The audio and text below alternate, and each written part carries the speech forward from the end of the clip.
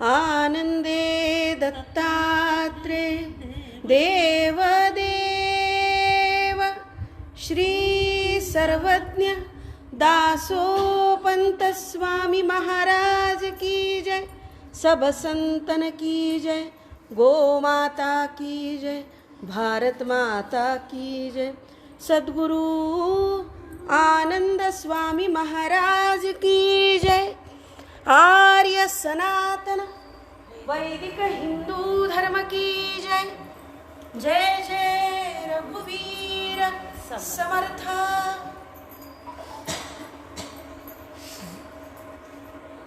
आजचं लाईव्ह खरं म्हणजे विशेष असं म्हणावं लागेल। मी आज अंबाजोगाईला आहे, प्रत्यक्ष संत सर्वज्ञ दासोपंतांच्या धाकट्या देवळी। गेली जवळजवळ 84 पदं आपण बघतो आहोत आजवर चातुर्मास चिंतनामध्ये। वेगवेगळ्या पदांवरचं चिंतन जे उपासना परंपरेमध्ये गायली जातात आणि जी उपासना परंपरेमध्ये गायली जात नाहीत, अशा विविध पदांचं चिंतन आपण ऐकलं। ज्या परंपरेमध्ये पदगायनाची परंपरा आहे ती महाराष्ट्रातली संगीत साहित्य रंगभूमीवरची ही एकमेव मराठी रंगभूमीची परंपरा आहे।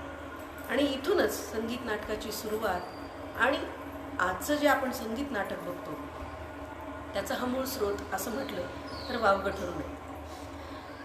आज खास विशेष असा की अंबाजोगाईला आल्यानंतर आमच्या मनीषा वहिनींनी मला असं म्हणाल्या की जन्माष्टमीच्या दिवशीच खरं म्हणजे ऐकण्याची इच्छा होती, पण वैशू तुम्ही एक काहीतरी आमच्यासाठी प्रवचन करा, कीर्तन करा। कीर्तन करणं खरंच तबला पेटी ह्या सगळ्यांची सांगड घालणं अवघड असतं एकदम, पण माझं रोजचं चातुर्मास चिंतन आहे म्हटलं आपण प्रवचनाचा नक्की घाट घालूया।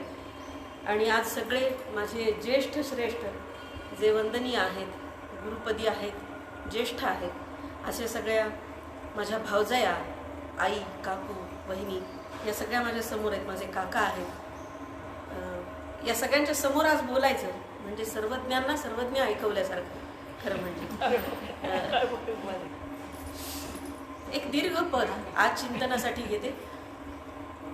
आपल्याला माहिती आहे लग्नाच्या कार्यक्रमामध्ये हळद लावली जाते। आधी हळद लावल्यानंतर बरेच सोपस्कार घडतात, त्याच्यानंतर लग्न लागतं। दासोपंतांनी या घटनांचं वर्णन आध्यात्मिक केलं। मराठी संत कवयित्री महदंबा हिनं पहिलं धवळं लिहिलं। हळद लावण्याच्या प्रक्रियेला धवळं म्हणायचे त्या काळात। प्रभूंना लग्नाची इच्छा झाली आणि त्यांनी महदंबेला विनंती केली की तू काही कविता लिही, लग्नाचं गाणं लिही। आणि मग हळदीचं गाणं महदंबेने लिहिलं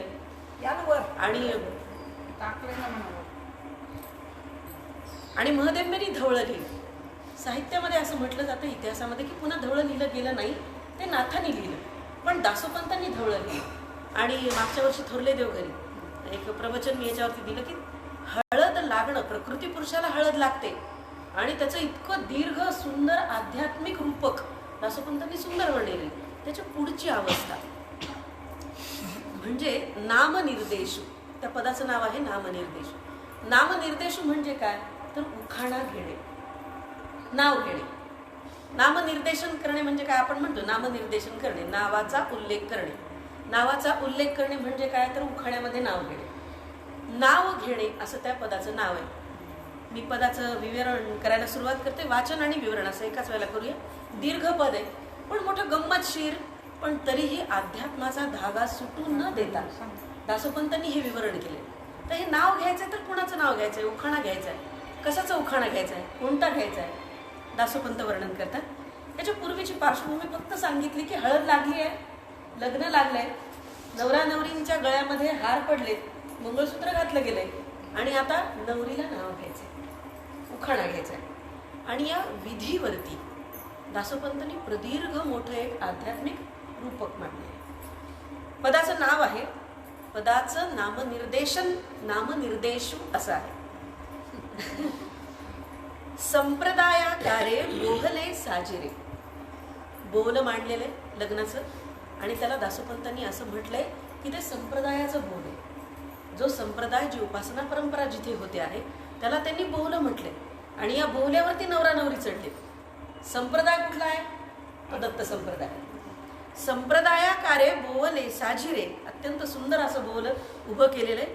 बैसली वधूवरे उटण्यासी, मिनलिया वरानना घेवविती अभिधाना, करविती वंदना परस्परा. उठणं लावायला बसले, मी मगाशी वर्णन केलं तसं हळदी लावायला बसले. आणि वरानना, मुलाकडच्या ज्या स्त्रिया आहेत, ज्येष्ठ करवल्या, ह्या सगळ्या जणी, या स्त्रिया आग्रह करतायत, घेवविती अभिधाना, करविती वंदना परस्परा. एकमेकांना आलिंगन देत आहेत वराकडच्या वधूकडच्या बायका. भेट घेणं ज्याला आपण म्हणतो. आणि भेट घेतल्यानंतर त्या वर टाकले सगळ्यांसाठी उखाणा घ्या, अभिधान घ्या, नाव घ्या, असं एकमेकींना म्हणलंय. बोलती सकळा वधूप्रती बाळा, प्रमुख वेल्हाळते बैसवली. त्या नवरीला बसवले, अत्यंत प्रेमाने तिला विचारतायत की बाई आता तू इथं बस. प्रमुख वेल्हाळा ते बसवली, सगळ्यात लाडकी लग्नातली ती नवरी, तिला बसवलंय आणि तिला नाव घ्या, नाव घ्या असा आग्रह सुरू झालेला आहे. घेई वो अभिधान, बायका म्हणू लागल्या तिला, घेई वो अभिधान, वंदी याचे चरण, स्वधर्म साधन करी माय. नवरीला ह्या बायका म्हणायला लागल्यात की हा तुझा नवरदेव आहे, याच्या पाया पड आणि त्याचं नाव घे, त्याचे पाय धर आणि त्याचं नाव घे, तुला आता उखाणा घ्यायचा आहे. हा नाम निर्देशू छेदी द्वैत पाशू, श्रोतया स्वरसू पूर्ण कर. हे नाव घेण्यानं काय होतंय, या ज्येष्ठ अत्यंत आपण म्हणतो ना गृहिणी जी असते ती अनुभवानं सिद्ध झालेली असते. आणि मग ती नव्या येणाऱ्या सुनेला सांगते की बाई आपल्या घरातली परंपरा अशी आहे, असा कुळधर्म आहे, असा कुळाचार आहे. आणि ह्या ज्येष्ठ श्रेष्ठ स्त्रिया, घरातल्या मोठ्या बायका, वडीलधाऱ्या बायका, त्या नवरीला सांगतायत की हा तुझा वर आहे, याचे पाय धर आणि नाव घे.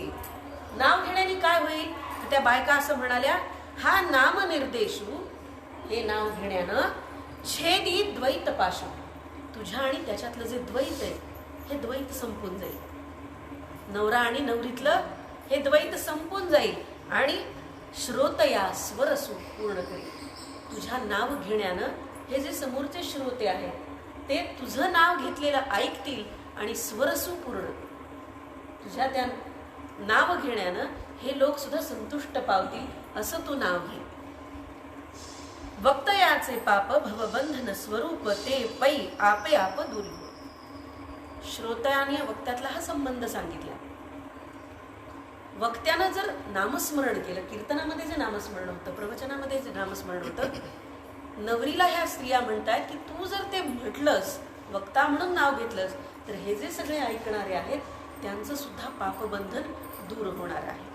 खरं म्हणजे नवरा नवरी आणि उखाणा आणि नाव घेण्यातलं पापबंधन दूर होण्यातला काय संबंध आहे, तर हा अन्वय ते पुढे उकलत जातात. आणि पुढे ते म्हणतात, ऐसी संप्रेरिली वधू बोलविली, परी ते काही केली नामन घे. बायका तिला सारखं म्हणत, घे ग बाई आता नाव घे, घे घे आता नाव घे, आता घे घे, तुझ्या नाव घेण्याने हे सगळे संतुष्ट होतील, तू जे नाव घेशील त्याच्याने आम्हालाही आनंद होईल, पापबंधन दूर होतील. संप्रेरिली, ज्याला आपण आजच्या भाषेमध्ये मोटिवेशन म्हणतो, तिला प्रेरणा द्यावी लागते थोडीशी, पुश करावं, घे घे नाव घे, हा घे घे आता तू घे, आता तू घे, असं म्हणून मग सगळ्या बायका म्हणतात. पण ही मोठी बहादरीण, ही काही नाव घ्यायला तयार नाही.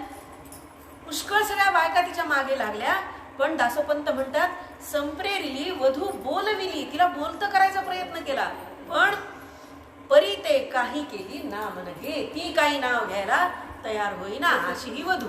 दासोपंत पुढे वर्णन करतात, विचारी मानसी, विचारी मानसी, याची या नामासी, जे घेती तयासी परती नाही. त्या स्त्रिया सांगू लागल्या, बाई याचं जर तू नाव घेतलंस, तर एकदा याचं नाव घेतलंस की पुन्हा या जन्मांतरी पुन्हा तुझं येणं नाही, पुन्हा तुला परत यावं लागणार नाही, असं हे नाव आहे. तू एकदा फक्त नाव घे, आमचं ऐक, आणि या तुझ्या नवऱ्याचं नाव तू एकदा घे. नेणो काय होय जीवा, संसारू अघवा, मालवे वरी दैवा तुटी पडे. जीवाचं काही होणार नाही, जीव येईल, जीव जाईल, पण तो गेल्यानंतर जी कर्माची गाठ बसणार आहे ती सोडायचं काम फक्त नाव कर. त्याच्यामुळे तू एवढं नाव घे. दासोपंत याचं वर्णन इतक्या संक्षिप्त शब्दात सगळ्या 84 लक्ष योनीचं आणि येरझाऱ्यांचं वर्णन एका ओळीत ते करतात. संसारू अघवा, अवघा असा शब्द आहे, पण अघवा या पद्धतीने वापरायची पद्धत होती. संसारू अघवा मालवे वरी दैवा तुटी पडे. दैवाचं जे काही किंवा नशिबात जे काही वाईट गोष्टी घडणार आहे त्याला सुद्धा तुट पडेल इतकं चांगलं हे नाव आहे. तू ते एकदा नाव घे. ह्या नवरीच्या मागे ह्या बायका लागलेल्या आहेत, पण ही बाई किंवा ही नवरी नाव घ्यायला काही तयार होत नाही. पुढे वर्णन करतात. नारदू झाला वेडा जड भरतू उघडा नामाचा एवढा गुणवान. नामसंकीर्तनाचं वर्णन केले. आपल्या सगळ्यांना माहिती आहे की नारद अखंड 24 तास अहोरात्र अष्टप्रहर नाम घेणारे. त्याचं वर्णन दासोपंत करतात. नारदू झाला वेडा, नामाने वेडा झाला नारद. जड भरतू उघडा, जड भरताला उद्धारलं आणि नामाचा एवढा गुण आहे. इतका नावाचं गुण आहे, इतकं नामसंकीर्तनाचं महत्व आहे, इतकं नामस्मरणाचं महत्व आहे. तू फक्त एकदा नाव घे, एकदाच नाव घे. नारदू झाला वेडा जड भरतू उघडा नामाचा एवढा गुण आहे. शुकास झाले काय म्हणून घेता नये संसाराची सोय मी विसरेल. शुकाची काय अवस्था झाली. भागवत तुम्ही सगळे ऐकता माझ्यापेक्षा अधिक वेळेला अधिक चांगल्या पद्धतीनं कितीदा तरी तुम्ही ऐकले. काय अवस्था आहे शुकाची. तुम्हाला सगळ्यांना त्या कथा माहिती आहे की शुक बायका नदीमध्ये आंघोळ करत होत्या. तो गेला पण बायकांना लाज वाटली नाही. पण व्यासमुनी आल्याबरोबर त्यांनी अंगावरती वस्त्र घेतली किंवा झाडाआड झाल्या त्या. त्याचं कारण विचारल्यावर त्यांनी सांगितलं की तू वैरागी आहे, वैराग्य प्राप्त. त्याला आमच्याकडे बघितल्यावर त्याच्या मनात वासना उत्पन्न होण्याची कदापिही शक्यता नाही. पण व्यासमुने तुमचं मात्र तसं नाही. आणि म्हणून शुकाच्या बरोबरीने किंवा शुका इतकं वैराग्य. शुकासी झाले काय, शुकवेडा झाला, त्याला देवाशिवाय काहीही दिसलं नाही. स्त्री हा भावच त्याच्या मनामध्ये नव्हता, लिंग भेद त्याच्या मनामध्येच नव्हता. शुकासी झाले काय म्हणून घेता न ये संसाराची सोय विसरेल. खरं म्हणजे नवरा नवरीचं लग्न लावायचं, नवरीला नाव घ्यायचं आणि मग संसाराची सोय विसरेल मी. संसार तर विसरायला लावायचा तर लग्न कशाला लावायचे मग, हे कशाला चाललंय. याची उकलही ते इतक्या सुंदरपणे पुढे करतात. दासोपंत पुढे म्हणतात. याचे नाम गाती आणि गाता ऐकती संसाराची माती तया होय. ज्यांनी याचं नाव घेतलं, ज्यांनी अखंड नामस्मरण केलं, शुकाप्रमाणे त्याला वैराग्य प्राप्त होते. जरी संसारात असला तरी प्रपंचाची गाठ त्याच्या कणवटीला राहत नाही. इतका शुद्ध पवित्र आणि मंगल असा भाव त्याच्या मनामध्ये निर्माण होतो. अशी ही सेवा आहे. म्हणून तू एकदा नाव घे. आठवले पुरे मग अंग अंगी संचरे प्रेम की ते वारे नृसिंहाचे. आणि मग तिला आठवलं की नरसिंहाला काय झालं होतं नामस्मरण घेतल्यानंतर, नामस्मरण केल्यानंतर. प्रत्यक्ष प्रल्हादासाठी तो प्रकट झाला. छोटी छोटी पुराणातली उदाहरणं देत या सगळ्या स्त्रिया त्या वधूला उद्युक्त करतायत, तिला प्रेरणा देत आहेत की तू नाव घे. प्रल्हादाचं कल्याण झालं, शुकांचं कल्याण झालं. नारद तर अहोरात्र वेडा आहे त्याच्या नावामध्ये, जडभरत उद्धरून गेला. तू फक्त एकदा नाव घे, संसाराचं तुझ्या कल्याण होईल. लोल तिरंगणी नयना येवो पाणी लज्जे ते सांडुनी पुरुषनाचे. खरं म्हणजे त्याचं वर्णन त्यांनी केले की नाव घेतल्यानंतर अनेकांनी अभिव्यक्ती कशी केली. तर नारद हा रंगपीठावरती सतत नाचत असतो. अनेक पुरुषांनी नामस्मरण केलं, स्वतःचं अस्तित्व विसरून रंगपीठावरती लोटांगण घेतलं. आत्तापर्यंत अनेक संतांच्याकडे बघा, मीराबाईंच्याकडे बघितलं तर आपल्याला सहज लक्षात येतं की लोकलाजेचा भाग कुठलाही आपल्या आयुष्यात त्याला थारा न देता ती बाई राजघराण्यातली एवढी मोठी राजपुत्री, पण तिनं राजपुत्री असून सुद्धा वडिलांची, आपल्या राजगादीची, आपल्या नवऱ्याची कुठलीही तमा न बाळगता तिची आत्मिक इच्छा जी होती त्याप्रमाणे तिनं वर्तन केलं. जेव्हा तिच्या आईला तिने लहानपणी विचारलं, अजी माँ वो कौन है, वो कौन है, तो वो दूल्हा है. दूल्हा कहाँ जा रहा है, तो दुल्हन के पास जा रहा है. क्या होगा अब, शादी होगी. अब किसके साथ होगी, वो दुल्हन है, दुल्हन के साथ दूल्हे की शादी होगी. तो मेरी कब होगी. तो माँ बोली तेरी भी होगी. माँ किसके साथ होगी. आईला वाटलं तर काय सांगावं, कुणाच्या बरोबर होणार. श्रीकृष्णाची मूर्ती समोर होती, तिनं बोट दाखवलं. ये तेरा दूल्हा है बोले, जा खेल जा, इसके साथ खेल जा. ज्या क्षणी आईनं ते वाक्य उच्चारलं त्या क्षणी वरमाला तिनं मनानं गळ्यात घातली आणि अखंडपणे श्रीकृष्णाची भक्ती केली. त्यानंतर वरला तरी तो नवरा म्हणून तिनं वरला नाही, पण तिच्या नवऱ्यानं सुद्धा हे समजून घेतलेलं. मी जेव्हा आता आदिशक्तीवरती मीरेचं चरित्र सांगितलं तेव्हा अनेक पुस्तकं मी चाळत होते त्या संदर्भाने. वेगवेगळ्या कथा तिच्या संदर्भामध्ये प्रसृत आहे. पण एक गोष्ट या बाबतीत मान्यच करायला हवी की मीरेसारखी संत कवयित्री आपली बायको म्हणून आहे, तेव्हा त्या नवऱ्यानं तिचं वर्चस्व, तिचं श्रेष्ठत्व, तिचं ज्येष्ठत्व मान्य केलं आणि तिच्या ज्या ज्या मागण्या होत्या त्या त्यानं पूर्ण केल्या. तिच्यासाठी देवघर बांधणं आहे किंवा पुजाऱ्याची नेमणूक आहे किंवा तिच्या भक्तीच्या आराधनेच्या साठी म्हणून जे जे काही हवं ते त्यानं पूर्ण तिला दिलं, पूर्ण स्वातंत्र्य दिलं. आमच्याकडे आपण असं म्हणतो की बायकांना स्वातंत्र्य नाही, पण ही गोष्ट पुरुषांनी छाती ठोकपणे सांगावी ही खरी आहे का? बायकांचं राज्य असतं, पुरुष कधीही राज्य करत नाही. राज्य खऱ्या अर्थाने बायकांचंच असतं. जे घरात बाई म्हणते तसंच घराचं राज्य चालतं.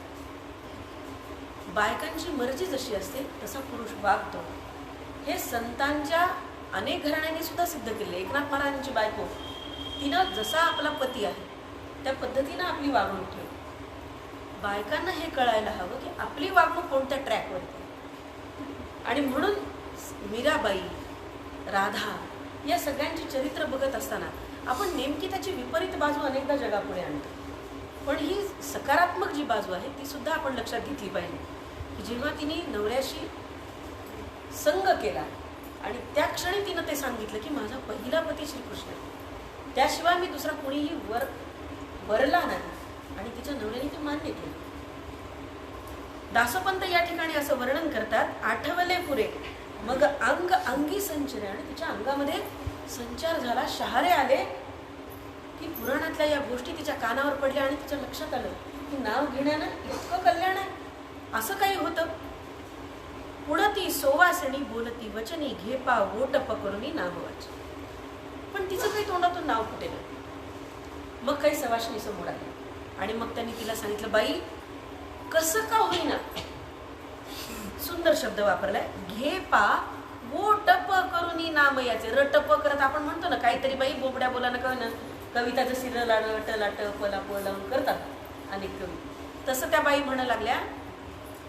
काही सवासणी तिला म्हणू लागल्या, बाई कसं तरी घे, तुला येत नाही ना उखाणा सुंदर, काव्यात्मक, कविता, जाऊ दे, ते बाजूला राहू दे. वो ट प काहीतरी रला रट लाट पला पोलावून काहीतरी नाव घे, पण नाव घे. दासोपंत पुढे वर्णन करतात, ते मानी अंतरी आता नाही उरी, नसरे मी संसारी होईल ऐसे. विचारी मानसे तव त्या नाम नसे, मेलेनी मनसे उच्चारावे. वाचा चौघी जणी परतलिया देखोनी, मनाते घेऊनी समागमे. बोलता पुवाडे सहसान संपडे, वेद झाले वेडे नाम घेता. वर्णन इतकंच केलंय की तिला काहीच नाव फुटत नाही. तिच्या चारी वाचा खंटल्या पण तिला तोंडाला नाव येईना. आणि मग दासोपंत वर्णन करतात की ह्या हिचंच काय, वेद सुद्धा उंटला नाम घेता घेता. तरी या सामान्य अशा नवरीची काय कथा. बोलता कुवाडे सहसान सापडे, कोड्यामधून बोल, सहज बोल, रटप करून बोल, पण काहीतरी बोल, देवाचं नाव घे, एक उखाणा घे. योगी आते मौन मनी पडे विस्मरण, नाम निर्धारण करिता याचे. योग्यांना वेड लागलं, योगी मौन झाले आणि स्वतःच्या जीवाचा, स्वतःच्या देहाचा विसर पडावा इतकं नामामध्ये ते दमून गेले. या बायका सगळं सांगताय की इतकं सगळ्यांचं कल्याण झालंय, इतकी सगळ्यांची वेगवेगळी अवस्था झालीये, तू एकदा तर म्हण, एकदा नाव घे. ही पठ्ठी काय नाव घ्यायला अजून तयार नाही. सरलिया मातृका अवस्था सकळैका, नाम घेता शंका उपजली. जयासी नाम नाही कुळतयाचे काही, समजताही देही संगुयाचा. ती विचार करायला लागली, कोण आहे हा निर्विकार ब्रह्म. याला तर नावच नाही. याला ना नाव आहे, ना आकार आहे, ना कुळ आहे, ना गोत्र आहे, काय नाव घेऊ म्हणजे याचं नावच घेता येत नाही. ती असं म्हणते, जयासी नाम नाही कुळतयाचे नाही. त्याला काहीच नाही म्हणली, याचं नाव घेऊ कसं आता? तिचा मनामध्ये विचार सुरू आहे. इतकं सुंदर नाट्यात्मक तरी सुद्धा अध्यात्माचा धागा कुठेही विस्कटू न देता दासोपंत रूपक मांडतात. ते पुढे म्हणतात, बोलता शंका माने कुळा आले उणे नामे रूपे येणे मी सुटलिये. वाया गेले गुण रूपवो लावण्य याचे सन्निधान ऐसे झाले. समस्ती बोलिले मौन कावो धेले झड करुणी बोले नाम घेई येरी पाहे चित्ती नामाची अभिव्यक्ती तव अनंते या प्रती दिसती झाली. तिच्या मनामध्ये एकीकडे विचार सुरू झाला की हे निर्विकार निर्गुण निराकार ब्रह्म आहे. याचं कुळ काय सापडत नाही, मूळ सापडत नाही, याचं गोत्र माहिती नाही, याची तर मी नवरी आहे, याच्या नावाने उखाणा घ्यायचा आहे, याला नाव नाही. आणि मग ती स्त्रियांना म्हणू लागली की याला नाव नाही, याला रूप नाही, याला गुण नाही, हे निर्विकार आहे, हे निर्गुण आहे. तुम्ही मला नाव घ्यायला सांगता, मी काय करू? मला सुचत यासाठी नाही की हे निर्विकार आहे. याचं नाव घ्यावं गुणावरून तर याचे गुणही मिळत नाही, ते सापडत नाही. हा अगुण आहे, हा निर्गुण आहे, याचं नावच घेता येत नाही. बहुते नामे रूपे भरता केवी जल्पे गुंपली संकल्पे ते आपले. मग विचारी मनी आत्मा हा मीपणी मीपणते अभिधानी व्यक्त यात. आणि मग ती विचार करू लागली की याचं बरं नाव काय घ्यावं? बहुते नामे रूपे, याची अनेक नाव आहेत. हा कितीतरी रूपानं व्यक्त झालाय, कितीतरी गुणाने व्यक्त झालाय. मग याचं नाव कोणतं घेऊ? तिला दोन प्रश्न पडले. एक, हा अगुण आहे, हा निर्गुण आहे, हा निर्विकार आहे, याला मूळ नाही कुळ नाही, याचं नाव घेता येत नाही. तिच्या मनामध्ये दुसरा विचार आला, असंही नाही, मग आणखी काय आहे? तर हा अनेक रूपानं प्रगटलाय, अनेक गुणांना अभिव्यक्त झालाय, वेगवेगळ्या अंगणामध्ये वेगवेगळ्या नावाने खेळलाय. तो कधी कृष्ण आहे, तो कधी राम आहे, तो कधी व्यंकटेश आहे, तो कधी दत्त आहे. ते कितीतरी नावाने हा प्रकटलाय आणि त्या नावाने याला बोलवावं. ती म्हणाली, मला नाही कळत आहे याचं कोणतं नाव घेऊ. मग विचारी मनी, आणि मग ती विचार करायला लागली. आत्मा हा मीपणी मीपणते अभिधानी व्यक्त या. मीपणा कुठे असतो आणि आत्मा कुठे आहे याचं विचार, याचं विवरण तिच्या मनामध्ये सुरू झालं. दासोपंत पुढे वर्णन करतात, करुणी निर्धारू मग करी उच्चारू. मग तिने मनामध्ये निर्धार केला, मग करी उच्चारू योगी ज्ञानी गुरु करुणी साक्षी. अहो मी मज माते न मने ते तुमते तुम्ही पण जेथे लीन होय केला नमस्कार. तिने विचार केला की आता नाव घ्यायचे.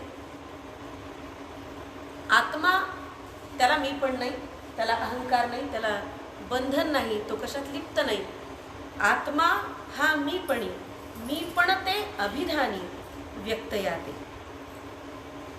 ज्याचं मला नाव घ्यायचंय तो जर ब्रह्म आहे आणि जर मी अंशी आहे तर माझ्यातही तोच आहे. माझ्यातला अंश म्हणजे आत्मा आहे, पण माझ्यातल्या अंशाचा आत्मा त्याला मीपणा चिटकलेला नाही, पण मला मात्र नाव घ्यायला अहंकार येतोय. म्हणजे मी आणि तो वेगळा आहे. मी त्याचं नाव घ्यायचंय असा विचार करते. तो अनेक रूपात आहे, त्याचं नाव घेता येत नाही. तो निर्गुण आहे तरी नाव घेता येत नाही. मग तो आणि मी जर एकच आहे तर मला त्याचं नाव का घेता येत नाही? आत्मा आहे तर आत्म्याला अभिधान काय आहे? देहाला अभिधान आहे, जीवाला अभिधान आहे, आत्म्याला अभिधान नाही. मग तो जर माझ्यात आहे तर मला नाव का घेता येत नाहीये? या सगळ्याजणी मला समजून सांगतात, पण मला नाव का घेता येत नाही? ती विचार करू लागली.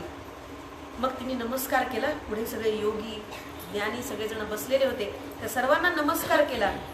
केला नमस्कारू जनु हासे चतुरू नभे भणे तो पामरू नेकियेरा. मग बोलती वरानना वरू तो प्रमुखो आणा वधूचिया अभिधाना घेववा. तो समोर नाहीये म्हणे नवरा तिच्या, म्हणून हिला नाव सुचत नाही. मग ह्या काय केलं? नवऱ्याकडच्या स्त्रियांनी तो कोण प्रमुख आहे म्हणे हिचा नवरा जो आपण बोहल्यावर बसवला होता तो हिच्या समोर आणा, म्हणजे हिला सुचेल काहीतरी. नाव घ्यायचं. हे कशाचं वर्णन आहे? तर हे सगुणाच्या पूजेचं वर्णन आहे. ओंकाराकडे बघून किंवा एखाद्या भिंतीवरती, एखाद्या कागदाच्या कपटावरती आपण बिंदू काढतो आणि त्याच्यावर ओंकाराची साधना अनेक जण करतात. निर्गुणाची साधना आपण म्हणतो. पण ती साधना सामान्यांना शक्य नाही हे सांगणं. त्या नवऱ्याला समोर आणा म्हणजे हिला सुचेल. त्या नवऱ्याला समोर आणा म्हणजे काय? सगुण रूपाची पूजा. जेव्हा दत्ताचं ते रूप षड्भुजधारी आपल्याला दिसतं तेव्हा जो एक वेगळा आनंद असतो ही सामान्यांच्या भक्ताची मानसिकता आहे. आणि या मानसिकतेचं रूपक दासोपंतांनी नवरा आणि नवरी याच्यामध्ये घातलेलं. भक्त ही नवरी आहे आणि देव हा नवरा आहे.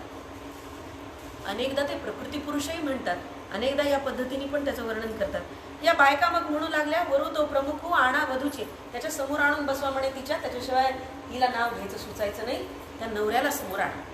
मग मुखे अभिधान मस्तके वंदन करणे हे विधान येथे आहे. बोलती सुकुमारा अहो सर्वेश्वरा अभिधान उच्चारा नोवरीचे. मग त्या नवऱ्याला आणलं, समोर बसवलं आणि मग त्या बायका म्हणू लागल्या, ही तर काही नाव घेत नाही. मनात म्हणले असतील आडदांड नाही, नवी सुने पण काही नाव घेत नाही. मग त्या नवऱ्यालाच त्या म्हणू लागल्या की त्या नवऱ्याला समोर आणून बसवलं आणि सांगितलं, बाबा ही तर काही नाव घेत नाही म्हणे तुझं, आता तूच हिचं नाव घे. नवऱ्याला समोर आणून बसवलं. वरू मनी विचारी नामाची ते परी तव विकल्प अंतरी उठिते झाले. हे संत की असंत, हे संत की असंत नये म्हणो सदसंत नव्हे उभयातीत अनवस्थाने. अव्यक्तना व्यक्त नव्हे व्यक्ता व्यक्त कैसी उभयातीत बोलावी पा. भिन्न ना अभिन्न नव्हे भिन्ना भिन्न उभय भावहीन नव्हे तैस. पाहता अभिधान उठले वचन ईश्वरे परिमौन आश्रयी. नवऱ्याला समोर आणून बसवलं. नवरीला म्हणून म्हणून म्हणून या स्त्रिया थकल्या होत्या आणि मग त्यांनी नवऱ्याला सांगितलं की बाबा आता तू तरी नाव घे, ही तर काही तुझं नाव घेत नाही, आता तू नाव घे. मग नवरा विचार करू लागला. वरू मनी विचारी नामाची ते परी तव विकल्प अंतरी उठिते झाले. नामस्मरण करताना माणसाच्या मनामध्ये किती विकल्प तयार होतात, किती वेगवेगळ्या विचारांचं वादळ मनामध्ये येतं. आपण नामस्मरण करतो पण किती वेळेला आपलं लक्ष त्याच्यामध्ये असतं. भजनाच्या वेळेला म्हणा, म्हणजे घरी सगळ्यांचा अनुभव आहे. जप करत बसायचं,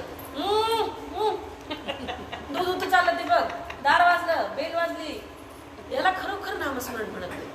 त्यांनी एक वेगळी प्रक्रिया त्याची सांगितली. पातंजली योगसूत्रामध्ये फार सुंदर वर्णन केलेलं आहे याचं. आत्ता तेवढं मी खूप डिटेलमध्ये सांगणार नाही, पण त्यांनी असं म्हटलं की हा त्रिकोण पूर्ण झाला पाहिजे. म्हणजे मन, बुद्धी, चित्त या सगळ्या गोष्टी एकमेकांना रेकग्नाइज झाल्या पाहिजे. त्यांनी एकमेकांना ओळखलं पाहिजे. चौथी गोष्ट नाही दिसली पाहिजे तुम्हाला, पण आपल्याला फक्त चौथंच दिसतं, हे काहीच दिसत नाही. म्हणून ते नामस्मरण नाही. नाव घेणं, उखाणा घेणं म्हणजे प्रातिभिक आविष्कार आहे असं नाही, किंवा नामनिर्देशन करणं, नाम उच्चारणं. नाम उच्चारणं हीच एक विशिष्ट प्रक्रिया आहे पातंजल योगामध्ये, योगाची. आणि त्या योगामध्ये तुमचं मन, बुद्धी, चित्त, अहंकार या सगळ्यांचं रासायनिक मिश्रण झालं पाहिजे असं सांगितलं. जसं आपण ताक घुसळतो आणि मग लोणीवर निघतो, तसं हे आहेत 4-5 गोष्टी एकत्र डेऱ्यामध्ये घुसळल्यासारख्या एकत्र घुसळल्या गेल्या पाहिजेत आणि मग नामस्मरणासारखं लोणीवर आलं पाहिजे. आपलं तसं नसतं. आपला टाळ एकीकडे चालू असतो, तोंड एकीकडे चालू असतं, पण डोक्यामध्ये संध्याकाळी भाजी कशाची करावी, सकाळची भाजी वाटीभर शिल्लक आहे असतं. सगळ्यांचंच असायचं. प्रपंच आहे तर कोणाला सुटला नाही. पण म्हणणं इतकंच आहे, अहोरात्र 24 तासातले तुम्ही 20 तास प्रपंचच करता. 24 तास प्रपंच करतो आपण. 10 मिनिटं जरी परमार्थ केला नामस्मरणाचा तरी त्याचा एक वेगळा आनंद आहे.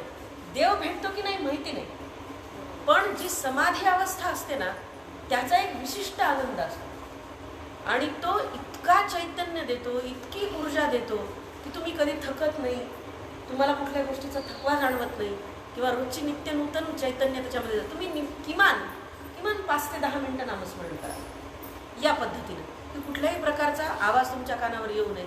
आणि अशा प्रकारचं जर चिंतन केलं तर ती एक ऊर्जा देणार आहे. आणि एकूणच थोडंसं विषयाच्या बाजूला जाऊन सांगते. याचं एक वेगळं मानसशास्त्र आहे, पूजेचं, नामस्मरणाचं. घरी पूजा का करावी याचं मानसशास्त्र आहे. तुमच्या मनावरचे ताणतणाव कमी करण्यासाठी पूजा असते. पूजा म्हणजे सुंदर डेकोरेशन नव्हे. हां, हे त्यातलं लालित्य आहे, हे त्यातलं सौंदर्य आहे, पण त्याचा मूळ गाभा नव्हे. पूजा करताना तुमची मनोअवस्था, तुम्ही एखाद दिवशी जर रोज ज्यांच्याकडे पूजा होते त्यांची गोष्ट वेगळी, पण जे रोज पूजा करत नाहीत आणि एखाद दिवशी करतात, ते म्हणतात बघा आज फार छान वाटायला, प्रसन्न वाटायला, आज पूजा झाली आहे. काय संबंध आहे? खरं तर काय, देवावर पाणी घालायचं, गंध लावायचं, फुलं व्हायचं, पण ते चित्त प्रसन्न करणारं का आहे? तर कुठल्या तरी एका विशिष्ट शक्तीपुढं तुम्हाला समर्पण भाव देतं. आणि ही माणसाची नैसर्गिक वृत्ती असते की कोणाच्या तरी कुशीत शिरावं, कोणासाठी तरी झिजावं, कोणासाठी तरी समर्पित व्हावं. आणि आपण सगळ्या, ज्याला आपण अष्टांग म्हणतो, त्या सगळ्या गोष्टींना समर्पित करून मनासह समर्पित व्हावं. ही फार नैसर्गिक वृत्ती आहे माणसाची. म्हणजे ती कुणालाच चुकलेली नाही. नवरा बायकोचं नातं असं आहे, आईचं आणि मुलाचं नातं असं आहे की समर्पण भावाचं. सगळीच मुलं अशी नसतात, पण ज्यांचा आदल्या जन्मीचा काही विशिष्ट ऋणानुबंध असतो ना, अशा आईवडिलांच्या पोटी अशी मुलं जन्माला येतात की खूप आईवडिलांची सेवा करणारी मी बघितले खूप. अगदी 80-85 वर्षाचे म्हातारे देगलूर आहेत ते, आणि त्यांचा मुलगा अहोरात्र सेवा करतो त्यांची. म्हणजे जेवू घालणं, रात्री अपरात्री त्यांचा बेड बदलणं वगैरे, आणि अत्यंत प्रेमाने, जबाबदारी म्हणून नाही की बाबा हे काय नशिबाला आलंय असं म्हणून नाही. पण या गोष्टी ऋणानुबंधाच्या तर आहेतच, पण त्याच्या मनामध्ये तो समर्पण भाव असतो. देवापुढे नतमस्तक होणं, गुरुपुढे नतमस्तक होणं, आईवडिलांच्या पुढे नतमस्तक होणं, हा समर्पण भाव ऊर्जा देणारा असतो आणि मानसिक स्थैर्य देऊन चिंता नष्ट करणारा असतो. आणि म्हणून जे ताणतणाव असतात ना, ते ताणतणाव पूजेने अनेक मानसशास्त्र तज्ज्ञ, मानसोपचार तज्ज्ञ जर एखाद्या माणसाला ताण येत असेल तर पूजा करायला सांगतात. तुम्ही असं करा, तुम्ही रोज पूजा करता का? नाही म्हणे, मी काही करत नाही पूजा. तुम्ही माझं ऐका, एक महिनाभर पूजा करून बघा आणि मला भेटा, आणि खरंच फरक पडतो. तुम्ही मंत्र म्हणू नका, तुम्ही काय गायत्री मंत्र म्हणून काय काय म्हणू नका. देव घ्या, तांबणात घ्या, पाणी ओता, गंध लावा, ठेवून द्या, एवढंच करा म्हणजे, काही करू नका. माझं असं म्हणणं नाही की तुम्ही त्याच्यावर समर्पण करावं, अजिबात नाही. हळूहळू हळू ही प्रक्रिया जेव्हा मेकॅनिकली आपण करत असतो, यांत्रिक पद्धतीने करत असतो, तेव्हा हळूहळू मन त्याच्यामध्ये गुंतायला लागतं. आणि हे सांगावं लागत. लेकरू झाल्यावर तू त्याची आई आहेस, त्याच्यावर प्रेम कर, हे सांगावं लागत नाही. यांत्रिकपणे त्याची शी शू करणं, याच्यामध्ये, या व्यवहारामधून आईचं आणि मुलाचं नातं घट्ट होत राहतं. पण मेकॅनिकली जी प्रोसेस होत राहते वयाच्या त्याच्या समजुतीपर्यंत, ती हा ऋणानुबंध घट्ट करत असते. आणि तसंच पूजेचं आहे आणि तसंच नामस्मरणाचं. नामस्मरण ही प्रक्रिया अगोदर यांत्रिक वाटते, पण मग ती मनाच्या वाटेनं जेव्हा प्रवास करायला लागतो आपण, तेव्हा त्याच्यातली गंमत कळते. ही गंमत तोपर्यंत कळत नाही, आणि ही गंमत दासोपंत वधू आणि वर यांच्या एका रूपकातून आपल्याला रंगवून सांगतात. अव्यक्त ना व्यक्त नव्हे, व्यक्ताव्यक्त कैसी उभयातीत बोलावी पा. हे दोघंही व्यक्त नाहीत, अव्यक्त नाहीत, भिन्न नाहीत, अभिन्न नाहीत, पण हे दोघंही बोलेनात. तो तिकडून गप्प बसलेला आहे, ही इकडून गप्प बसलेली आहे. प्रकृती आणि पुरुष यांचं लग्न लागलंय, नाव घ्यायला दोघंही तयार नाहीत. ही आतापर्यंतची अवस्था आहे. पुढे बघू काय म्हणतात.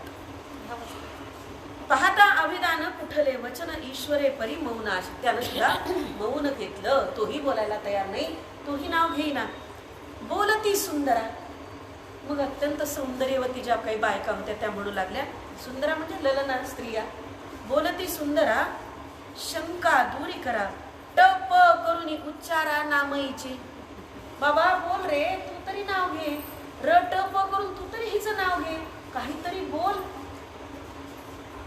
काही बायका म्हणायला लागल्या, करू विचारी मनी, उपाधी आड करुनी, गुणदृष्टी अभिन्नी कल्पना करू. आणि मग तो विचार करायला लागला. पंचीकरणाचा विषय येतो, उपाधी आड करुनी, म्हणजे आपलं जे काय म्हणतो अहंकार, तो अहंकार थोडा बाजूला करावा आणि मग नाव घ्यावं. तू तिचं नाव घे थोडा. तर पुरुषांनी आधी नाव घ्यायचं म्हणजे त्याला ते हे वाटायला लागलं, मी बाईनं घ्यायचं ना आधी, मग पुरुषांनी घ्यायचं. तिनं तर घेतलं नाही, मला घ्यायला लावायचं. दासोपंत इथे हा पण भाग सांगतात. ते असं म्हणतात, उपाधी आड करुनी गुणदृष्टी अभिन्नी. की तुला वाटत असेल की मी पुरुष आहे, मी का आधी नाव घेऊ, पण तुझ्या मनातला अहंकार थोडा बाजूला कर. हा अहंकार बाजूला करून तू तिचं नाव घे. अवो मृगनयने ऐसेनी उपमाने मग रूपा कारणे पाहता झाला. आणि मग त्यांनी काय केलं, आपली उपाधी बाजूला केली, आपलं ज्येष्ठत्व, आपलं श्रेष्ठत्व, आपली उपाधी थोडी वेळ बाजूला काढून ठेवली, थोडी बाजूला केली आणि मग तिच्याकडे पाहिलं. तिच्याकडे पाहिल्याबरोबर तो मोहात पडला. तो असं म्हणाला, इतकं सुंदर संवादी सांगितलं बरं का, इन्व्हर्टेड कॉमर्स मध्ये ते अहो मृगनयने. त्याने तिला बघितलं आणि तो म्हणाला, किती सुंदर डोळ्यांची आहेस तू. अहो मृगनयने ऐसेनी उपनामे. त्यांनी असं उपनाम घेतलं. ते तिचं हे मुख्य नाव नाहीये, पण तिला पाहिल्याबरोबर त्याला ते सुचलं तिच्या गुणावरून. अहो मृगनयने ऐसेनी उपमाने मग रूपाकारणे पाहता झाला. आणि तो तिच्या रूपाकडे पाहतच राहिला. पुरुषाने तिच्यावर दृष्टी टाकली. तिचं नाव त्याला माहिती नव्हतं, पण डोळे इतके सुंदर होते, ती इतकी सुंदर होती की तो म्हणाला अहो मृगनयने. आणि तिच्याकडे तो पाहत राहिला. तव रूपना गुण वर्णून चले अनुमानू शून्याही अकिंचनू भाव गमिने. काय सुंदर रूप आहे म्हणाला तुझं. गुणही इतके अप्रतिम आहेत की माझ्या वाचेने मला वर्णनच नाही करता येत आहे. असा भाव माझ्या मनामध्ये उत्पन्न झालाय की मी काय बोलू आणि कोणत्या पद्धतीनं व्यक्त होऊ हे मला कळत नाहीये. शून्याही अकिंचनू भाव गमे. मला असं वाटतंय की शून्यामध्ये शून्य जसं मिसळून जावं तसं मला तुझ्याकडे पाहिल्यावर वाटतं. इतकी सुंदर आहेस तू, इतकी रूपवान आहेस, इतकी गुणवान आहेस. मग कुळ विचारी तव ते आलेवरी लग्न येके गोत्री लागून गेले. आणि मग त्यानं तिला कुळ विचारलं. तिने तिचं गोत्र सांगितलं आणि मग लक्षात आलं की एका गोत्रात लग्न लागले. आता काय करा. पण हे सूचक कशाच आहे, एका गोत्रात लग्न लागणं? माया आणि ब्रह्म एका गोत्रा अंशांशी, त्याचाच तुम्ही अंश आहात म्हणजे गोत्र एक झालं ना. जर तुमचं गोत्र वेगळं असतं तर तुम्ही त्याच्यापासून निर्माणच नसते झाले. मग त्याच्यापासून निर्माण झाले म्हणून तर एक गोत्री. आणि दासोपंतांनी इतक्या सूचकपणे किती सुंदर सांगितलंय की एका गोत्रात लग्न लागलं. हे नंतर लक्षात आलं, अरे हे तर एका गोत्रात लग्न लागले आणि एका गोत्रात लग्न लावत नाही आपण. दासोपंत पुढे म्हणतात, वरू म्हणे.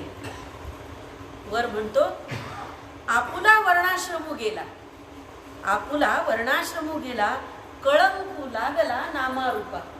हे काय झालं? ब्राह्मणामध्ये किंवा कुठल्याही वर्णाश्रमामध्ये म्हणा, कुठल्याही जातीमध्ये एका गोत्रात लग्न लागत नाही. हे काय झालं म्हणे असं. आणि मग रूपाला, गुणाला, आमच्या वर्णाला, जातीला कलंक लागला. त्यागावी स्वभावे वरी हे भिन्न नव्हे, न बोलता बरवे लोकाचारी. आता हे सगळं त्यागलं पाहिजे मुळातून, स्वभावानी म्हणजे उपजतपणे याचा त्याग केला पाहिजे. वरी हे भिन्न नव्हे, नवरा आणि नवरी हे जर वेगळे नाहीत, एका गोत्रातले तर न बोलता बरवे लोकाचारी. आता लोकांच्या समोर याचा आचार किंवा आपलं हे आचरण कसं करावं, तर न बोललेलं बरं. अशाप्रमाणे आपण भिन्न व्हावं, वेगळं व्हावं आणि हे एका गोत्रामध्ये लग्न लागणं अशक्य आहे. पुन्हा पुन्हा त्या बाला बोलती वेल्लाळा, वरू म्हणे का आला मी या स्थानी. मग विचारी गुणी तव गुणाच्या कारणी प्रवर्ते अभिधाने तेची माया. मग विचारी गुणी तव गुणाच्या कारणी प्रवर्ते अभिधानी तेची माया. मग म्हणे मी ते हे ऐसा योग आहे, परावे नसाहे नामयिते. मग स्मरे आपणाते आवो मी मम वनिते, प्रणिपाते तू ते माझ्या ठाई. वऱ्हाडिये हासती विस्मयो मानिती, ऐसी कैसी रीती उभे. एक रूपे गुणे नामे पाचारणे, येर म्हणती बहुमाने. घटितार्थ ऐसा नामाचे उच्चार, झाले नमस्कार अभिधान संपादन. अवधूतू दिगंबरू तो नेणे हा विचारू, माया नाशी स्वरूप त्याच्या गाठी. हे दोघंही समोर बसले. पुन्हा पुन्हा त्या बाला बोलती वेल्हाळा. सगळेजण त्या दोघांना आग्रह करतायत, प्रेमाने आग्रह करतायत, नाव घ्या म्हणून. पण वरून म्हणे का आला मी ये असताना मला कशाला बोलवलं म्हणे. आणि असं कुठं लग्न लावतात का, माझं लग्नच कशाला लावलं असं एका गोत्रामध्ये. मग विचारी गुणी तव गुणाच्या कारणी प्रवर्ते अभिधानी तेची माया. आणि मग ती माया आणि ते ब्रह्म हे एका गोत्रातलं आहे हे लक्षात आल्यानंतर त्यांचं लग्न लागत नाही असं आहे का, तर दासोपंत पुढे वर्णन करतात. मग म्हणे मी हे ऐसा योग आहे. तर हे लग्न लागतंय, योग झाला, ऐसा योग आहे. परावे न साहेब नामईते. हिला मायेला ब्रह्माच्या नावाशिवाय दुसरं नाव सहन होत नाही. ती दुसरं नावच घेऊ शकत नाही, ती दुसरं नावच घेत नाही. आणि म्हणून एका गोत्रातला असला तरी हा इथे विवाह होतो. एका गोत्रातला असला तरी माया ब्रह्माचा विवाह होतो. आणि मग स्मरे आपणाते अहो मी मम वनिते प्रणिपाती तू ते माझ्या ठाई. वर सांगतो वधूला की बाई माझ्याशिवाय तुला दुसरा वर नाही, तुला माझंच नाव घ्यावं लागेल आणि तू मला नमस्कार कर. आणि मग मायेनं ब्रह्माला नमस्कार केला. वराडीये हसती. आणि मग सगळ्या जमलेल्या ज्या वराडी होते ते हसू लागले. विस्मयो मानी. आश्चर्य वाटू लागले की असं लग्न लागलं एका गोत्रातलं, आणि एका गोत्रातलं लग्न प्रकृती पुरुषाचं लागले, पण तरी सुद्धा वराला वधून नमस्कार केला आहे आणि त्याला वर म्हणून स्वीकारलेलं. येके रूपे गुणे नामे पाचारणे येर म्हणती बहुमाने घटितार्थ ऐसा. दोघांचंही नाम रूप एकच आहे. खरं म्हणजे ब्रह्माचं आवरण माया, दोघांचं एकच आहे. एकाला आवरण आहे, एकाला नाही. एकाला वेष्टन आहे, एकाला नाही. इतकाच फरक आहे. पण चाळवते ती माया, स्थिरतं ते ब्रह्म. जे हलतं ते पाणी, तशी माया हलते म्हणून की आहे. आणि एका गोत्रात म्हणण्याचं कारणच हे आहे की त्याच्यातला फरक सूक्ष्म आहे. तसं माया आणि ब्रह्मातला हे चाळवणं जे आहे ते चाळवणं एका गोत्रातलं असून सुद्धा होतं. आणि आपण त्याच्यामुळे असं म्हणतो की अंशी आहोत, त्याचे अंशी आहोत. आत्म्याचा किंवा ब्रह्माचा अंश आहोत. अहम ब्रह्मास्मी. अहम ब्रह्मास्मी काही जण म्हणतात, तत्वमसी म्हणतात, किंवा अंशी म्हणतात. आता ती देहबुद्धी आत्मबुद्धी या वेगवेगळ्या बुद्धीनं जसं जसं बघू आपण तसं तसं तुम्हाला आत्मा, जीव, ब्रह्म, माया वेगवेगळे दिसतात. एका पदामध्ये सगळंच पंचकरण सांगणं शक्य नाही. पण माया आणि ब्रह्माचं हे रूपक आहे. आणि एका गोत्रामध्ये हे प्रकृती आणि पुरुष किंवा माया आणि ब्रह्म यांचं लग्न. याचे खरं म्हणजे दासोपंतांनी 3 टप्पे सांगितलेले. मी सांगितलं बघा, अशी हळद लागते. हळदीचं सुद्धा इतकं मोठं दीर्घ पद आहे. मी याच्यात पण वर्णन करताना एकेका ओळीवर आपण खरं म्हणजे केलं. एकूणच हळद लागताना सुद्धा इतकी बहार ओढून दिली त्यांनी विनोदाची की त्या स्त्रिया ज्या आहेत त्या उठणं लावतायत वधूला आणि अंगावरच्या वळ्या काढतायत म्हणे मळाच्या. त्या मळाच्या वळ्या काढतात तर त्या वळ्या कशाच्या आहेत याचं वर्णन दासोपंतांनी सुंदर केलं. विकार गळून कसे पडावेत, जसे देहाचा मळ गळून पडतो तसे मनाचे विकार गळून पडतायत उठणं लावल्यानंतर. आणि तसंच याच्यानंतर प्रीती कलहो नावाचं एक पद आहे. नामनिर्देशू, धवळे आणि प्रीती कलहो अशी 3 पदं लग्नाची आहेत. प्रीती कलहोमध्ये पुढचे दीर्घ पद आहे. ह्याच्यामध्ये दोन्ही वराडणी, दोन्हीकडचे त्यांची भांडणं लागलेली आहेत. तुमचा वर असा, तुमचा नवरा असा, ह्या म्हणतात तुमची नवरी अशी. आणि ते पिक्चरमध्ये आपल्याला ते कुठल्या तरी पिक्चरमध्ये नाही का, हा मापके आहे कोण, ते नाही का, ते इकडची पार्टी इकडची पार्टी, तुमचा नवरा असा, तुमची नवरी अशी, तुमचा नवरा असा असं. किंवा ते बूट लपवणे वगैरे, ही पण आत्ता आपण म्हणतो ही फार प्राचीन पद्धत आहे. ही काही नवीन पद्धत नाही आहे. दासोपंतांनी त्याचा उल्लेख केलेला आहे. एखादी वस्तू वराची लपवून ठेवणे आणि मग त्या करवल्यांनी त्याची फिरकी घेणे नवऱ्याची, याचा पण उल्लेख केलेला आहे. तर प्रीती कलहोमध्ये असाच विनोदाची बहार त्यांनी उडवून दिली की त्या नवऱ्याकडच्या मुली बायका आणि नवरीकडच्या बायका एकमेकांच्या मध्ये तुमची नवरी चांगली नाही, ह्या म्हणतात तुमचा नवरा चांगला नाही असं म्हणून भांडतात. पण ते भांडण जे सुटतं ते प्रेमाने सुटतं. म्हणून प्रीती कलह, प्रेमाचा कलह, प्रेमाचं भांडण, असे अत्यंत सुंदर रूपक दासोपंतांनी मोठमोठ्या दीर्घ पदांच्या मध्ये रंगवलेली आहेत. इतकंच नव्हे तर उपनिषदांच्या वरती, ईशावास्य उपनिषदांच्या प्रत्येक मंत्रावरती त्यांनी पदभाष्य केले. म्हणजे आपल्याला जर ईशावास्य उपनिषद समजून घ्यायचं असेल, सगळ्यात छोटं उपनिषद येते, अगदी 18 काहीतरी मंत्रांचं उपनिषद येते, ते जर आपल्याला संस्कृत समजत नसेल तर दासोपंतांचं पदभाष्य वाचावं. पूर्णात पूर्ण मुदच्छते इथपर्यंत इतकं एकेका मंत्रावरती त्यांनी इतकं छान सोपं पंचीकरण सगळं समजून सांगितलं. ईशावास्य उपनिषद म्हणजे काही तुम्हाला संसार सोडा सांगणारं उपनिषद नाही, प्रपंच कसा करावा हे सांगणारं उपनिषद आहे.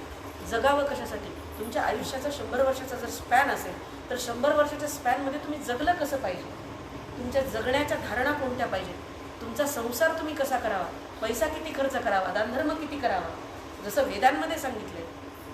वेदांचं मंथन होऊन उपनिषद आणि उपनिषदांना सुद्धा अधिक सोपं करून दासोपंतांनी शुद्ध प्राकृतात त्याची पदभाष्य केलेली, की निदान ते संगीताच्या गेय पद्धतीनं म्हटल्यावर, पदांच्या योगानं म्हटल्यावर सतत कानावर पडेल आणि मग कानावर पडून तुम्हाला सहज उपनिषद समजून जाईल. म्हणजे मी आपल्याला भाग्यवान समजलं यासाठी पाहिजे की लोकांना वेद उपनिषद शिकण्यासाठी कितीतरी वाचनालय पालखी घालावी लागतं, दिग्गज गुरुजनांच्याकडून त्याचं आकलन करून घ्यावं लागतं. तुम्हाला इतकं दालन खुलं आहे की उपनिषद सुद्धा दासोपंतांनी समजून सांगितलं आपल्याला. म्हणजे ते उपलब्धी नाही ही गोष्ट वेगळी, पण लोकांना त्याच्यासाठी कष्ट घ्यावे लागतात. तुम्हाला हे सगळं उघडं करून ठेवलं. एकेका मंत्रावरचं त्यांचं मंत्रभाष्य अत्यंत अप्रतिम, इतकं सोपं, इतकं साधं आहे. म्हणजे आपण जर एखादा असा उपक्रम केला की एक 10 दिवस 8-10 दिवस उपनिषदांवर, ईशावास्य उपनिषद दासोपंतांचं, फक्त ईशावास्यच नाही तर बृहदारण्यकावरती पण त्यांची मंत्रभाष्य म्हणजे पदभाष्य. सांगणं याच्यासाठी एवढंच की दासोपंतांच्या सोप्या प्राकृत भाषेतून आपल्याला उपनिषद समजून घेता येतं, हे सुद्धा पदातून. म्हणजे असं नाही की त्यांनी ग्रंथ लिहिला आहे मग ग्रंथाचा कंटाळा येतो. छोटी छोटी पद आहे आणि ती पद वाचलं की तुम्हाला त्या मंत्राचा अर्थ कळतो. आणि इतका सोपा साधा, असं वाटतं की हे तर किती सोपं आहे, किती साधं आहे. मग आपण उपनिषदांचा लोकांनी बाऊ करू नये, हे कळत नाही बाबा, उपनिषदाच्या वाट्यात जाऊ नये बाबा. सांगण्याचा हेतू असाच की दासोपंतांच्या वरती ब्राह्मणी म्हणून जो शिक्का मारला अनेक संशोधकांनी, तो अत्यंत चुकीचा आहे. बहुजनांसाठी म्हणून, म्हणजे जो अज्ञानी म्हणून वर्ग आहे त्या माणसाला कळलं पाहिजे या तळमळीतूनच ते लिहिलेले. कारण दासोपंतांच्या आजूबाजूला जर ब्राह्मण लोकच असतील, त्यांना संस्कृत समजत असणार ना त्या काळात, मग त्यांना मराठीतून लिहायची काय गरज होती. लिहिलं यासाठी की आजूबाजूच्या बहुजन समाजाला सुद्धा ते कळलं पाहिजे. उपनिषद हे सगळ्यात खालच्या जातीच्या लोकांना कळलं पाहिजे, ही तळमळ दासोपंतांची होती. म्हणून हे डोक्यातून काढलं पाहिजे की दासोपंत ब्राह्मणी वर्गाला फक्त सांगतो. 16 आणि कर्मकांड याच्यावरती सुद्धा प्रचंड प्रहार केले त्यांनी. आपण पाळतो तो एक कर्मकांडाचा भाग आहे, उपासना परंपरेचा भाग आहे, तो मान्यच आहे. पण सगळ्या लोकांना माणूस म्हणून वागवलं पाहिजे, ही जी संकल्पना आज आधुनिक संत वाङ्मय सांगतात. आणि आमचे संत तसं वागत नाहीत असं म्हणणारे अनेक द्वेष्टे आहेत, त्यांना हे उत्तर आहे की दासोपंतांनी फक्त सोहळी परंपरा निर्माण केलेली नाही, तर भोंदू साधू, पाखंडी लोक, जे आसाराम बापूसारखे आपण आत्ता त्याही काळात होते, त्यांनी इतकी चिरफाड केली ह्या लोकांची, किंवा सोळवोळ याच्यावरती सुद्धा प्रचंड टीका केली. म्हणून अत्यंत डोळसपणे परंपरेचा अवमान न करता, उपासनेचा अवमान न करता दासोपंतांचा विचार समजून घेणं ही खूप वेगळी गोष्ट आहे, एक वेगळी प्रक्रिया, एक वेगळं विचार मंथन आहे. आणि जेव्हा आपण एकच एक वाचतो तेव्हा त्यांची एकच दिशा कळते. एखाद्या आंधळ्याला हत्तीला हात लावल्यासारखं येते दासोपंत बघणं. म्हणजे फक्त पायाला हात लागला की ग्रंथराजच फक्त दिसतो, दत्त महात्मेच दिसतं, पदवाङ्मय.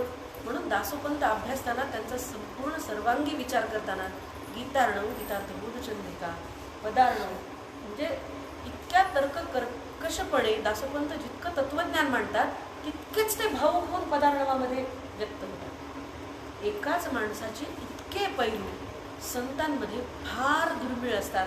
आणि दासोपंत हा एकमेव संत आहे जो संगीत, नृत्य, ललितकला, चित्रकला या सगळ्या कला जाणता होत्या आणि हे सगळं जाणून सुद्धा अहम ब्रह्मास्मी हे तत्व जाणणार आहोत. या सगळ्यामध्ये आहे संगीताश्रयी उपासना परंपरा निर्माण केली, कारण काही लोकांना गाणं आवडतं, काही लोकांना संगीत आवडतं. तत्वज्ञान लिहिलं कारण काही लोक मुमुक्षू असतात. सर्वसाधारण साध्या माझ्यासारख्या भोळ्या भक्तासाठी पदगायनाची परंपरा किंवा साधी भक्ती, नामस्मरण भक्ती, त्यांनी आपल्या भक्तीला नामवाद असं म्हटलेलं आहे एके ठिकाणी. दत्तात्रेयाच्या या सगळ्या परंपरांच्या मध्ये निर्गुणाची परंपरा अधिक आहे, पण दासोपंतांनी सगुण भक्तीच्या नामवादाचा अधिक पुरस्कार केलेला. म्हणजे नामवादाची तर त्यांनी इतकी, आपण म्हणतो ते पद, घालीन गोंधळ होईना वारकरी, आपल्या ललित पदामध्ये आपण म्हणतो त्याचा उद्देश इतकाच आहे. वारकरी म्हणण्याचा उद्देश इतकाच आहे की बहुजन परंपरेमध्ये जशी गळाभेट होते एकमेकांची, आणि ज्या लोकांना फक्त संस्कृत वाङ्मय ब्राह्मणी हे नको, तर मला सगळ्यांना सोबत घेऊन जायचंय, घालीन गोंधळ होईना वारकरी, सगळ्यांना एकत्र करून मला ही परंपरा सांभाळायची. म्हणून दासोपंतांचा हा विचार वेद उपनिषदांचं मंथन तर आहेच, पण साधा भक्त, मुमुक्षु आणि सगळ्या स्तरातल्या, नारद भक्ती सूत्रामध्ये भक्तांचं वर्णन केलेलं आहे वेगवेगळ्या स्तरावरच्या, या सगळ्यांच्यासाठी त्यांनी ही निर्मिती केली. दुसरी गोष्ट, नवविधा भक्तीच्या 9च्या 9 रस दासोपंतांच्या या भक्तीमध्ये, त्याचं अगदी वेगळं विवरण करावं लागेल. आज इथेच थांबते. अनुषंगाने जे जे काढून टाकण्यासारखं आहे, जे आक्षेपार्ह आहे ते माझं आहे, आणि जे चांगलं वाटलं असेल ते फक्त प्रभू आणि दासोपंतांची कृपा आहे. यात माझं स्वतःचं काही नाही, हे अत्यंत प्रामाणिकपणे सांगते. इदम न मम, जे आहे ते माझ्या गुरुवर्यांचं, दासोपंतांच्या आशीर्वादाचं आहे. जे चिंतन घडतं ते सुद्धा त्यांच्याच चिंतनातून घडतं, त्यांच्याच विचारांनी घडतं. स्वप्नातही अनेकदा आपल्याला वाटत नाही त्या गोष्टी जेव्हा घडून येतात किंवा आपण त्या करू लागतो, तेव्हा या गोष्टीवर विश्वास ठेवा की हे आपण करत नाही. आणि पंचीकरणाचा हाच गाभा आहे की हे इदम न मम, मी त्यात नाही. प्रपंच करतो मी त्यात नाही, परमार्थ करतो मी त्यात नाही. आणि खरोखरच जे जे काही दासोपंत बोलून घेतात ते त्यांच्याच कृपेने घडतं. ही सगळी सेवा तुमच्या सर्व ज्येष्ठांच्या चरणी आज अर्पण करते. आणि आज मनीषा वहिनीचं खरंच आभार मानते की या निमित्ताने माझ्या आराध्यापुढं मला बोलता आलं, कारण ही सगळ्यांच्या मनाच्या खूप जवळची जिव्हाळ्याची जागा आहे. आपल्या सगळ्यांना माहिती आहे की भलेही तुम्ही 100 ठिकाणी कीर्तन करत असाल, प्रवचन करत असाल, पण आपल्याच पूर्वजाच्या अंगणामध्ये त्याचीच कथा गावी, त्यासारखा आनंद.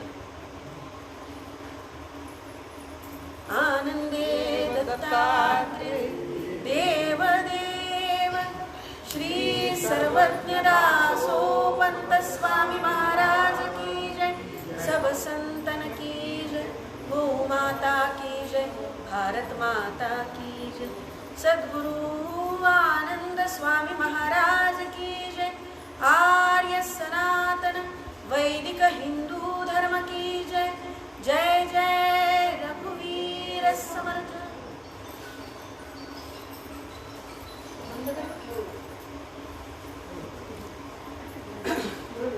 काल आरतीच्या वेळेस